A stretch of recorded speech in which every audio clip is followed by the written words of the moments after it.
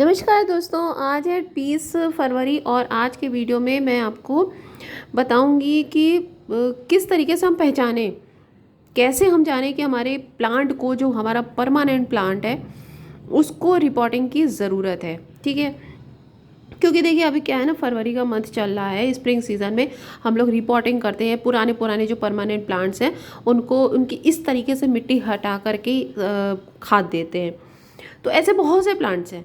आपका चमेली, जैस्मिन की सारी वैरायटी प्रूनिंग करते हैं। इस सीज़न में हम लोग प्रूनिंग भी करते हैं, तो खाद भी देते हैं, प्रूनिंग करते हैं और रिपोर्टिंग भी करते हैं। मतलब रिपोर्टिंग का मतलब एक बार हम पॉटिंग कर चुके हैं, उसको सब कुछ पॉट पे लगा चुके हैं, फिर कुछ साल बाद क्या होता है कि गमले में जब हम लगाते हैं ना, तो हमें अपने इन सब प्लांट्स की देखभाल बहुत ज़्यादा करनी पड़ती है।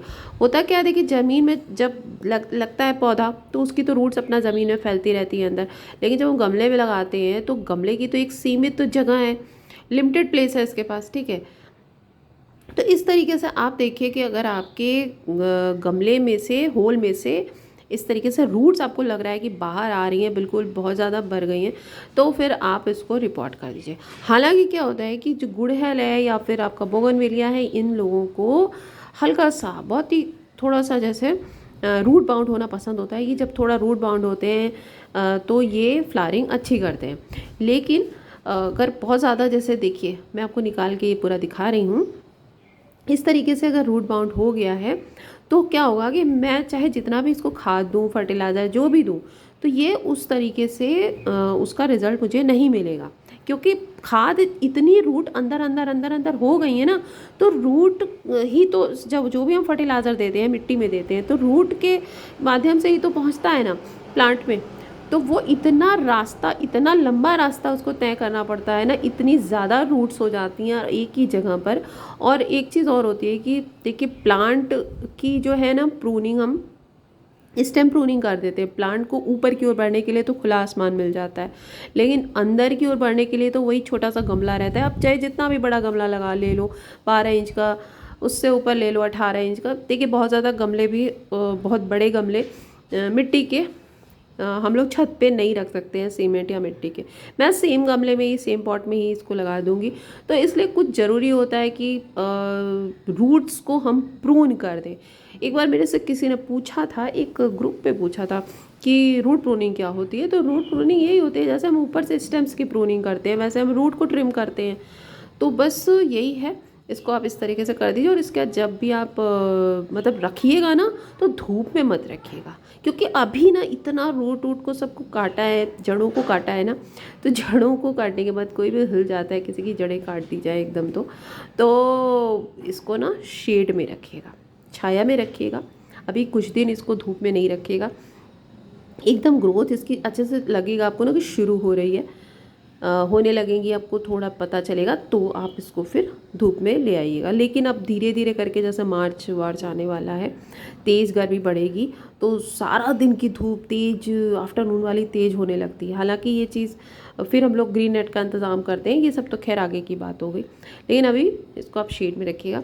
और बाकी मैं ना यहाँ पे जो थोड़ा सा बहुत सारी ब्रांचेस निकल रही हैं, उनको मैं प्रून कर दे रही हूँ। थोड़ा सा मिट्टी के पास में जो रहेंगी उसको हटा दे रही हूँ। और एक काम और करिएगा, जैसे जब आप वहाँ पे रखिएगा ना, शेड में रखिएगा, तो मिट्टी को ना, वो देखिए जल्दी जल्दी तो उससे तो सूखेगी नहीं क्योंकि शेड में है। तो ध्यान रखिएगा, बहुत ज़्यादा पानी मत दीजिएगा, ओवर वाटरिंग नहीं करिएगा, मिट्टी को बहुत ज़्यादा गीला मत रखिएगा और ड्राई भी नहीं होने दीजिएगा। ये नहीं कि जैसे बहुत दिन पानी, ऐसा ना करिएगा कि कई दिन तक पानी नहीं दिया, एकदम सूख गई मिट्टी।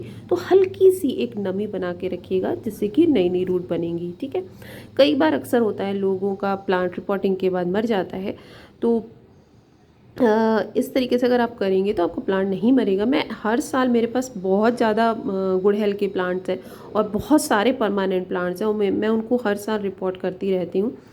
तो इसको भी मैंने शायद पिछली बार किया था, या इसको नहीं किया था तो किसी और को किया था, फिर मैंने वीडियो भी बनाया था। अभी मैं और भी प्लांट्स को करूँगी। तो अब क्या कर रही हूँ ना, नीचे तो वो होल्स पे वो लगा रखा है, पत्थर का टुकड़ा लगा दिया, लेकिन अब ये जो मिट्टी देखिए, मैं हमेशा ऑर्गेनिक कुछ भी ऑर्गेनिक यूज़ करती हूँ, कोई केमिकल नहीं यूज़ करती हूँ, तो मिट्टी बहुत अच्छी धीरे धीरे करके बहुत अच्छी मिट्टी हो जाती है। तो जो रूट वूट निकली है ना, कोई फंगस या कोई कीड़ा इसमें है नहीं मेरी मिट्टी में। तो धूप भी मैं नहीं दिखा रही हूँ। अभी मैंने रजनीगंधा का वीडियो अपलोड किया था तो मैंने उसको धूप दिखा दिया, पर इसमें कुछ भी नहीं ऐसा है। तो ये जो रूट्स है ना, ये मैं वापस नीचे इसी में रखे दे रही हूँ। जो इसकी रूट्स अभी ट्रिम करके निकाली है ना, वो रख दे रही हूँ। वो धीरे धीरे करके वो अपना डिकम्पोज हो जाएंगी, कोई दिक्कत नहीं है उसमें।